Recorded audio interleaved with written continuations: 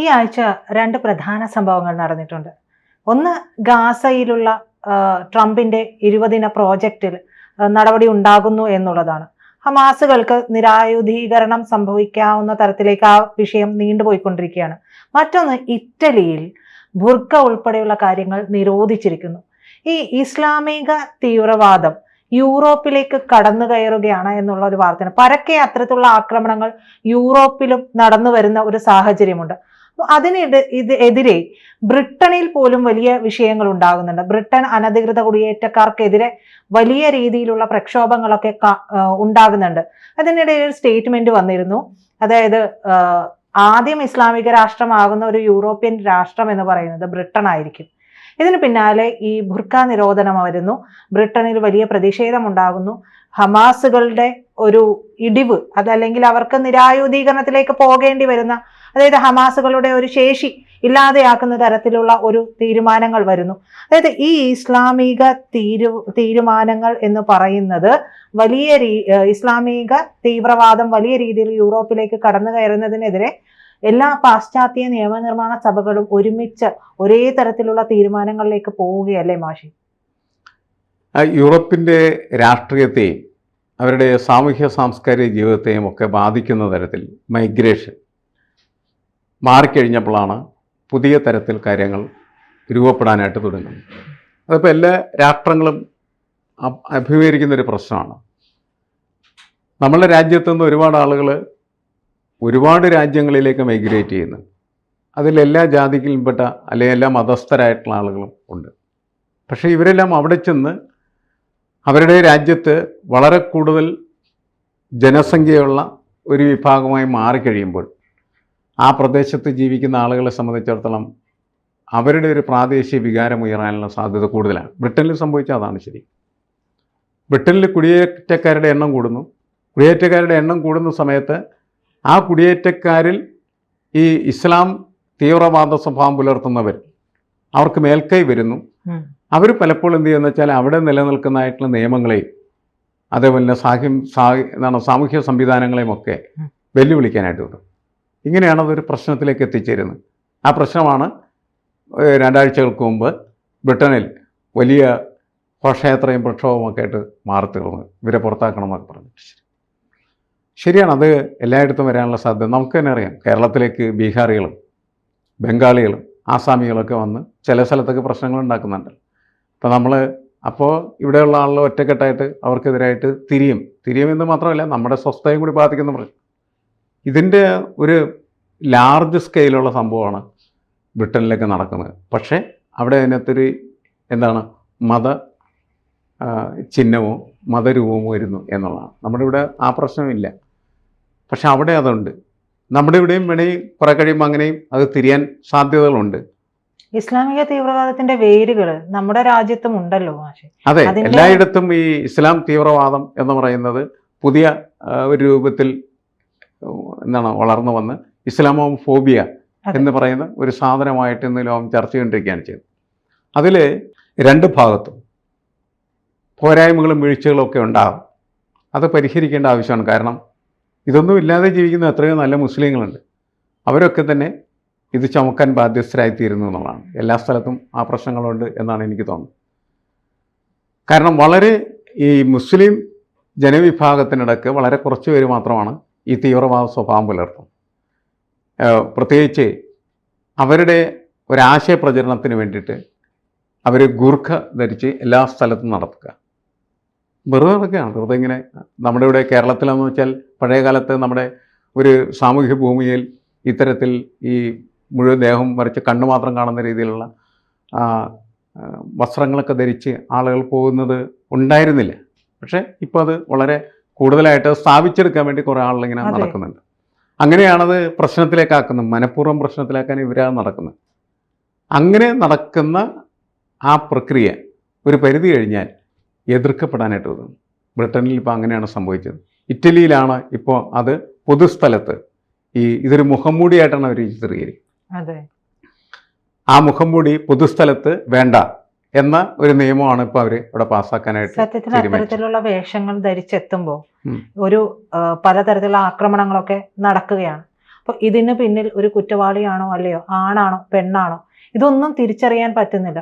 ഒരേ തരത്തിലുള്ള വസ്ത്രം ധരിച്ച് അതിനിടയിലേക്ക് ഒരു കുറ്റവാളി വന്ന് നിന്നാലും അറിയില്ല. അത് അതറിയാൻ കാരണം കഴിയില്ല. വെച്ചാൽ ഈ പുതിയ കാലം ഇപ്പോൾ ഇവിടെ നമ്മൾ ഒരാൾ ധരിക്കുന്ന വസ്ത്രം ഇന്നതായിരിക്കണം എന്ന് പറയുമ്പോൾ അയാളുടെ ഒരു വ്യക്തി സ്വാതന്ത്ര്യത്തെ ബാധിക്കുന്ന ഒരു വിഷയമാണ്.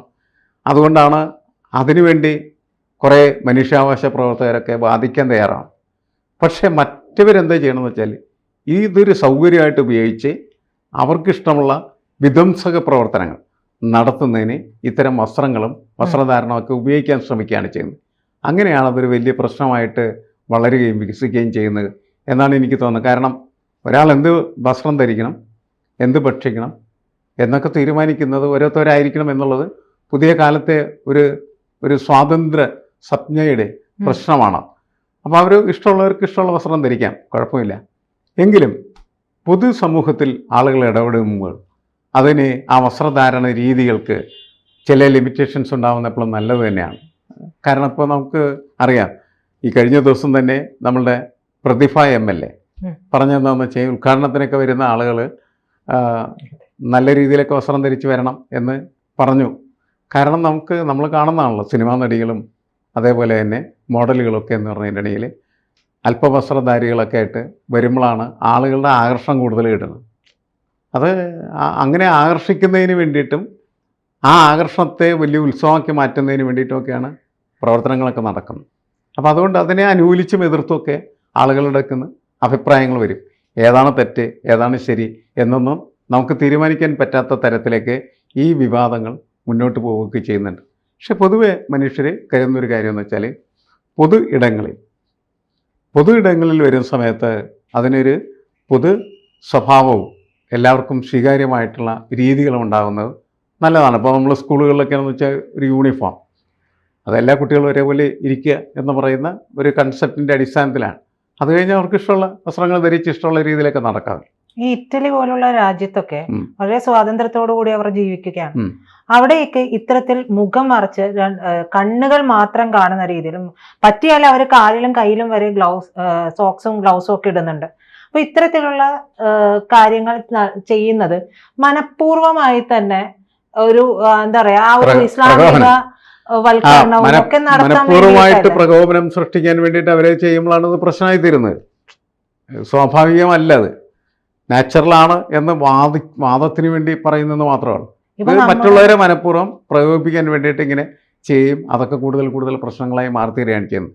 അതുകൊണ്ടാണ് ഇത്തരത്തിലുള്ള നിരോധനങ്ങൾ നിയമം ആയി മാറിത്തീരുന്നത് എന്നാണ് നമ്മൾ വിലയിരുത്തേണ്ടത്. ഇപ്പോൾ ഹമാസിൻ്റെ പ്രവർത്തനങ്ങളെ രണ്ട് രീതിയിൽ കാണുന്ന ആളുകളുണ്ട്. കാരണം എന്ന് വെച്ചാൽ ഈ ഇസ്രായേൽ എന്ന് പറയുന്നത് നിരന്തരമായിട്ട് എന്ത് ചെയ്തുകൊണ്ടിരിക്കുകയായിരുന്നു, ഗാസയിൽ ആളുകളെ ഇടിക്കുക, തല്ലുക, അല്ലെങ്കിൽ വെടിവെക്കുക, ഇതൊക്കെ അവർ ചെയ്തുകൊണ്ടിരുന്നൊരു കാര്യമാണ് എല്ലാ ദിവസവും. അവിടെയുള്ള പലസ്തീനികൾ എന്ത് ചെയ്യുമെന്ന് വെച്ചാൽ തിരിച്ച് അവരെ കല്ലെറിയുക, ഇങ്ങനത്തെ ഒരു പ്രക്രിയ കുറേ കാലം നടന്നുകൊണ്ടിരിക്കുകയാണ് ചെയ്യുന്നത്. അപ്പോൾ അതിന് പ്രതിരോധിക്കാൻ എന്താണ് മാർഗം എന്ന് അന്വേഷിക്കുന്ന സമയത്ത് തീവ്രവാദത്തിൻ്റെ പാതയിലേക്ക് പോകുന്നത് ശരിയാണ് എന്ന് പറയുന്ന ആളുകളും ഒക്കെ ഉണ്ട്. കാരണം ഇത് ഒരാളുടെ ഭാഗത്തുള്ള കുഴപ്പം മാത്രമല്ല, ഇസ്രായേലുകൾ വളരെ മോശമായിട്ട് മുഷ്ക് കാണിച്ചുകൊണ്ടിരുന്നിരുന്നതാണ്. അത് സഹിച്ച് ജീവിക്കുന്ന ആളുകൾ പലസ്തീനുകളായി മാറുകയും ചെയ്തിരുന്നു എന്നുള്ളത് ശരിയാണ്. ഇതിനിടയ്ക്കാണ് ഈ തീവ്രവാദ ശക്തികൾക്ക് കടന്നു വരാനുള്ള സ്പേസ് ഉണ്ടാവും. നിയമവാഴ്ചയില്ലാത്ത ഒരവസ്ഥയാണ് അവിടെ സംഭവിച്ചുകൊണ്ടിരുന്നത്. പക്ഷേ ഹമാസ് പിന്നീട് വളരെ തീവ്രമായ സ്വഭാവത്തിലേക്ക് പോവുകയും തീവ്രവാദികളായി മാറിത്തീരുകയും ചെയ്യുകയും അവരുടെ പ്രവർത്തനം എന്ന് പറയുന്നത് ഈ പലസ്തീനികൾക്ക് തന്നെ വലിയ ദുരന്തമായി മാറിത്തീരുകയും ചെയ്തൊരു ചരിത്രമാണ് നമ്മളിപ്പോൾ ഈ അടുത്ത കാലത്ത് 2 വർഷക്കാലമായിട്ട് നടന്ന യുദ്ധത്തെ സംബന്ധിച്ചിടത്തോളം മനസ്സിലാക്കുന്ന ഒരു കാര്യം. അപ്പോൾ ഇതിൽ ഇസ്രായേൽ ഇപ്പോൾ മുന്നോട്ട് വെച്ച വളരെ പ്രധാനപ്പെട്ട ഒരു കണ്ടീഷൻ, ഉടമ്പടിയിൽ ഹമാസ് നിരായുധീകരിക്കപ്പെടണമെന്നാണ്. അത് ഇതുവരെ അംഗീകരിക്കപ്പെട്ടിട്ടില്ല.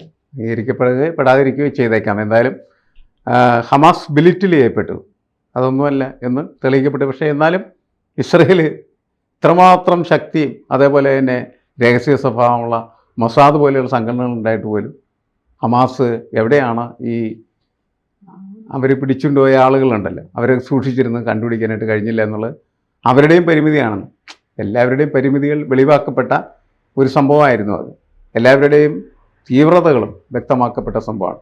ഇതിൽ നിന്നൊക്കെ പൊതു സമൂഹം പഠിക്കേണ്ട ഒരുപാട് കാര്യങ്ങളുണ്ട്. ഇവരൊന്നും ആരെയും എന്ത് ചെയ്യാൻ പാടില്ല, വളർത്താൻ പാടില്ല, പ്രോത്സാഹിപ്പിക്കാൻ പാടില്ല എന്നുള്ളത്. ഒരു തരത്തിലുള്ള തീവ്രവാദത്തെ, ഇസ്രായേലിൻ്റെ നടപടികളെ ഒരു കാലത്തും പ്രോത്സാഹിപ്പിക്കാനായിട്ട് പാടില്ല എന്നുള്ളത്. അപ്പോൾ ഇപ്പോൾ ലോകത്തിൻ്റെ മുന്നിൽ നമ്മൾ കാണുന്ന ഒരു കാഴ്ച, പലയിടങ്ങളിലും ഈ തീവ്രവാദ സ്വഭാവം പുലർത്തുന്ന സംഘടനകളുടെ പ്രവർത്തനങ്ങൾ അതിനെതിരായ തീവ്രവാദത്തെയും ശക്തിപ്പെടുത്തും. അങ്ങനെയാണ് സംഭവിക്കുന്നത്. ഒരു തീവ്രവാദം മറ്റൊരു തീവ്രവാദത്തെ സൃഷ്ടിക്കുകയാണ് ചെയ്യുന്നത്.